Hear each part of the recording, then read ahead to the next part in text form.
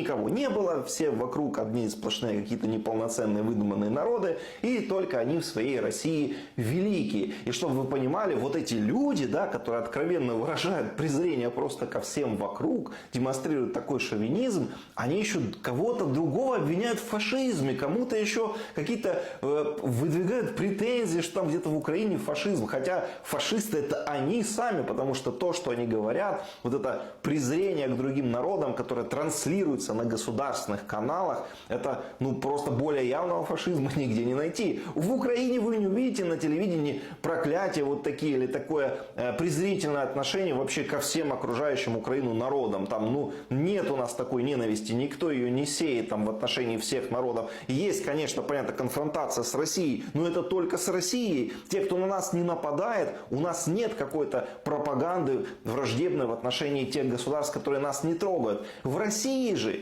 идет вот такая пропаганда, посмотрите, даже в отношении друзей тех государств, которые входят в таможенный союз, в ОДКБ, которые России ничего плохого не сделали. И все равно на государственных каналах звучат вот такие вот вещи в отношении этих народов и государств. И я подчеркиваю, да, что этот же бородатый шовинист не просто в своем блоге где-то это написал. Можно было бы сказать, что это его частное мнение. Нет, он это говорит на государственном канале, куда людей с улицы просто так не приглашают. Там выступают только те, кто надо. И озвучивают методички, которые им дают. И то, что он говорит, это часть российской государственной пропаганды. Значит, это такой курс. Значит, российское государство его специально позвало, чтобы он это все озвучивал как бы с государственного канала. Это рупор российской государственной пропаганды. Вот это важно, да, чтобы все просто понимали. Мне бы очень хотелось, чтобы в этих государствах, о которых он говорит, да,